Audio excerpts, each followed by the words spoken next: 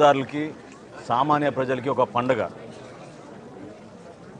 ముఖ్యమంత్రి గారి ఆదేశాలతో రాష్ట్ర వ్యాప్తంగా సామాన్యులకి అందుబాటులో ఉంచడానికి కోసం మా ప్రభుత్వం తీసుకున్న అనేక సంక్షేమ పథకాలతో పాటు వినియోగదారులకి నిత్యావసర సరుకులు సరైన ధరకు అందించాలనే ఒక ప్రయత్నం ఒక 10 రోజుల నుంచి మా డిపార్ట్మెంట్ అంతా కూడా కృషి చేశారు.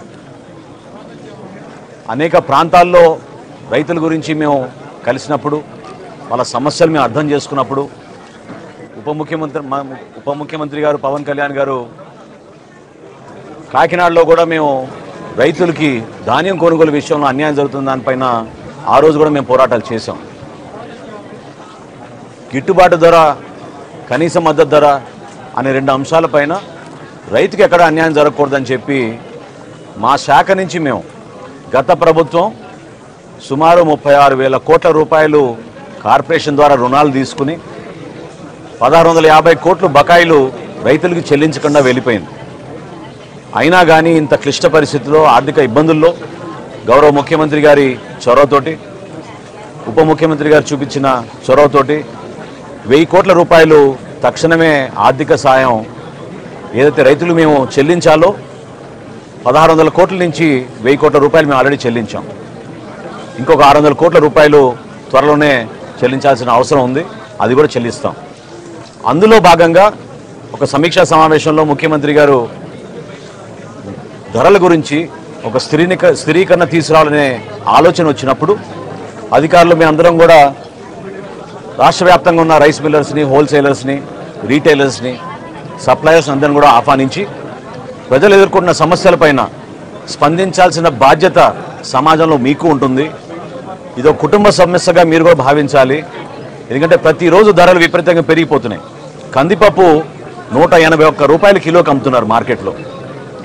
సామాన్యులు పాపం చాలా ఇబ్బంది పడుతున్నారు. వాటి గురించి చర్చించినప్పుడు వాళ్ళందరూ కూడా పెద్ద మనసుతోటి రాష్ట్ర వ్యాప్తంగా ఒకే ధర అందించాలనే ఒక ఆలోచనతో ఒక 4 రోజులు కసరత్తు చేసి మా అధికారులంతా ఈ రోజున సుమారు 284 అవుట్లెట్లలో ఈరోజు కందిపప్పు ప్రతి వినియోగదారుడికి కేవలం 160 రూపాయలు కిలో చొప్పున అందిస్తున్నాం.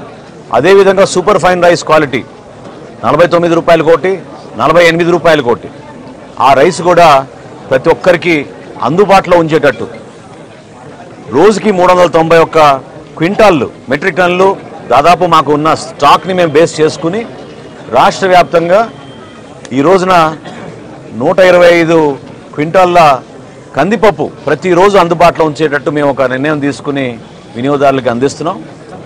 భవిష్యత్తులో మేము చేయబోయే కార్యక్రమాల్లో రైతుకి ఖచ్చితంగా న్యాయం జరుగుతుంది. వినియోగదారుడు కూడా అదేవిధంగా సరైన ధరల్లో నాణ్యమైన సరఫరా చేసే విధంగా సరుకులన్నీ కూడా మేము అందిస్తాం. దీంతో పాటు మేము రాష్ట్ర వ్యాప్తంగా ఎక్కడ కూడా పొరపాటు జరగకుండా మా పబ్లిక్ డిస్ట్రిబ్యూషన్ సిస్టంలో సామాన్యులకి అందించాల్సిన రైస్ని ఎక్కడ కూడా పొరపాటు జరగకుండా, అవకతవకలు జరగకుండా అందించే బాధ్యత కూడా మేము తీసుకుని అన్ని ప్రాంతాల్లో మేము దాడులు చేసుకుంటూ ఎక్కడ కూడా పొరపాటు లేకుండా మిల్లర్స్ అందరినీ కూడా సహకరించమని నేను కోరడం జరిగింది. దానికి వాళ్ళు మనస్ఫూర్తిగా ముందుకొచ్చారు.